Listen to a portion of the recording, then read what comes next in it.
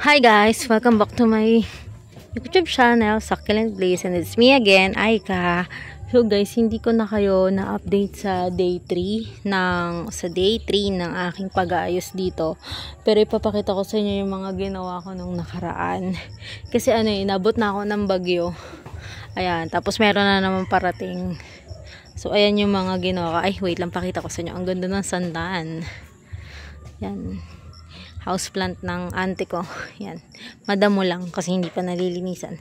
So ito, alam ko napakita ko na sa inyo ito last. Actually, wala namang yung parang doon na talaga yung plans ko kasi mahilig akong mag-rearrange. Pero ayan, okay na siya. And then ito, naiwan to sa ulanan yung inner miss ko na to. And lumaki siya. Pansin na pansin mo na lumaki talaga siya. Ayan. Ang ganda.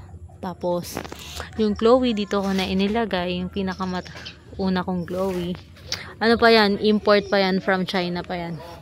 And then ito yung tatlong pat na hindi ko maayos-ayos. Ito sino nga to?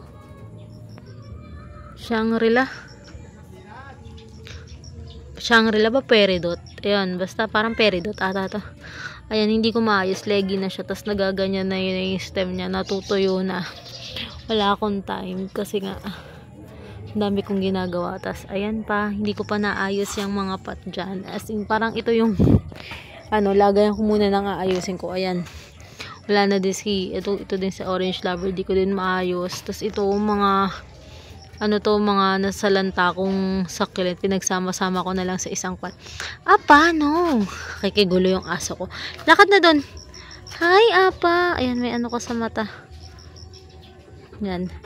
So, ayan. Andito yung mga... Later na tayo po maglalaro. Ayan.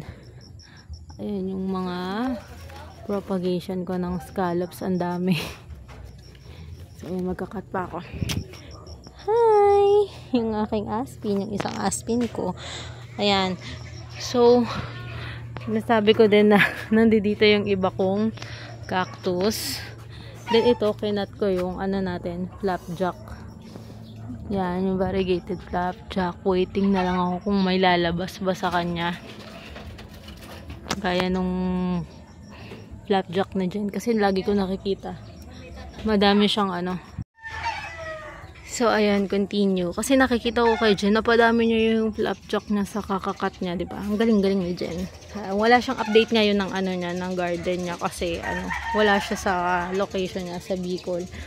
Miss ko na din yung garden ni Jen. Hi Jen. Hi sis Jen. Emergence Garden. Ayan. Tapos ito yung mga purples ko.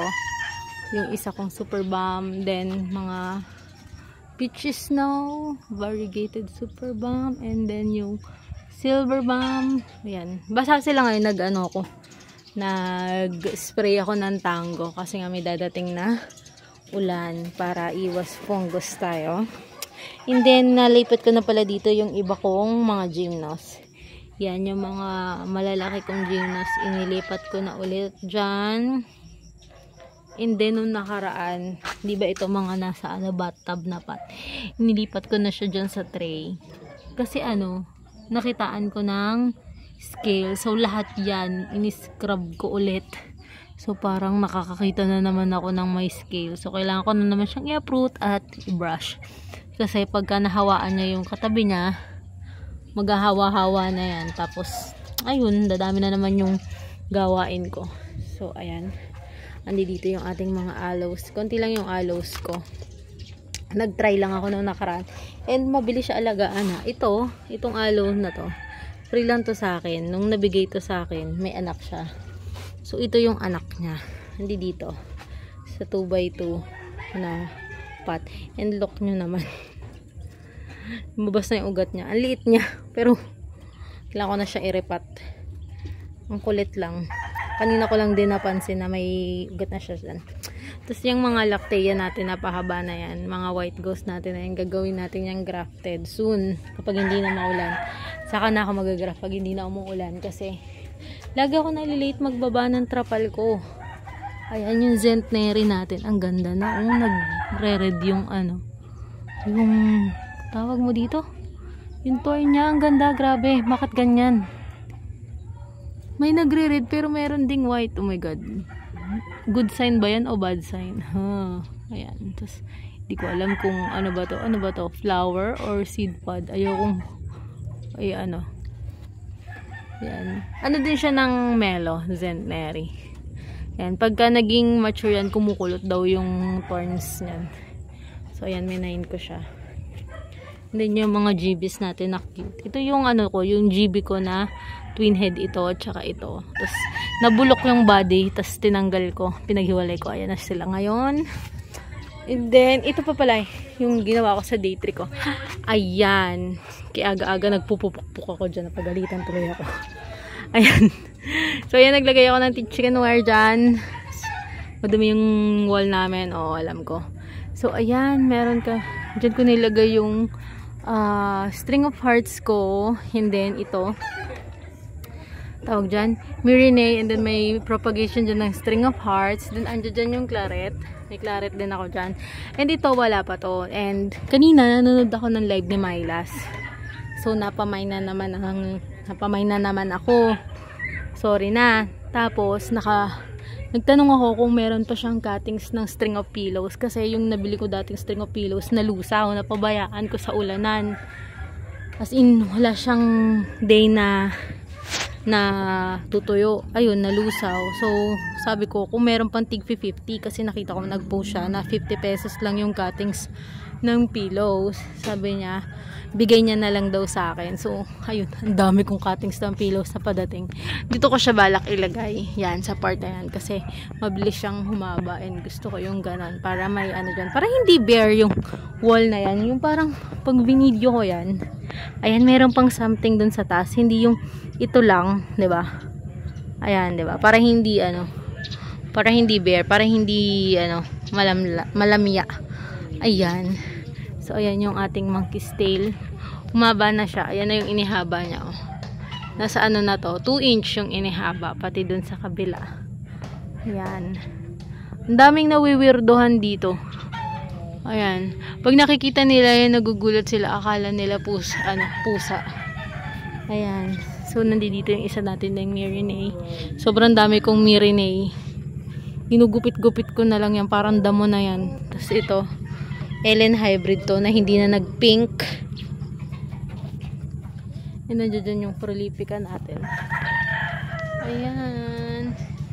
And dahil nag-spray ako kanina ng aking fungicide na Tango, yan, inisprayan ko na din tong mga lacteas ko. And so, ayan, nagkamali ako ng spray. Na-sprayan ko yung head nito ng pink natin. E naalala nyo diba na bulukan ako ng lactea kasi naipunan ng tubig yung head niya. So, ayan, ini-electric fanan ko siya. So, ayan, meron tayong, ayan ulit yung mga lacteas natin. Walang kasawaan sa lacteas, diba? So, ayan yung lacteas natin. Walang kasawaan yung lacteas. Nasa likod yung white pink kasi bago lang siya. Baka ma-arawan and ma-sunburn. Sayang naman. Yan, itinaas ko na.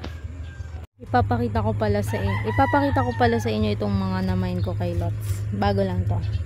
Ayan, yung latest Lots natin kay Lots. Ang gaganda, guys. Super. Ang dami pa rin dark color. Pero naglagay pa rin ako sa mga mine ko ng ganito. Ganong color. Yung light color. And kung mapapansin nyo, yan, naka-akadama na sila. Nilagyan ko na sila ng akadama. Yung mga mga crested ko para maganda.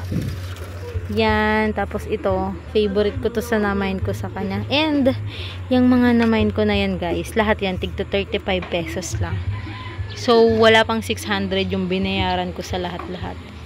Hindi ako pala mine ng madami, pero pagka ganun, sulitin na natin. Sulit na yun sa akin, ha? Yan. Then, ito, na-mine ko to ng 35. Daydream hybrid to. Tapos, twin head siya, guys. Kaya, super sulit. Ang ganda-ganda. And then, ano ba? Ito, may free siya sa akin. Free niya tong nasa gitna. Parang yung free niya yung pinakamalaki. Tapos ito pa yung isa ko na panalunan sa kanya. Free din to. Alam mo yung nagstay sa live niya. Ayan, parang nag-live siya ng mga 3 hours. Ayan.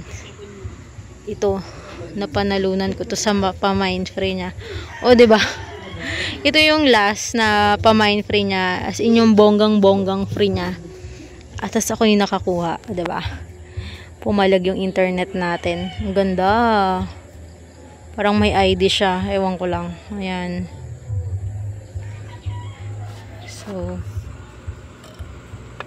So yun lang muna guys. Yun lang yung nadagdag sa ating day 3 ng pag-aayos ko. So hindi ko pa talaga siya maayos-ayos kasi nga may parating na bagyo. So yun lang guys. Ingat-ingat tayo ngayong may parating na bagyo. So yun lang guys. Bye. Thanks for watching. See you on my next vlog. Bye.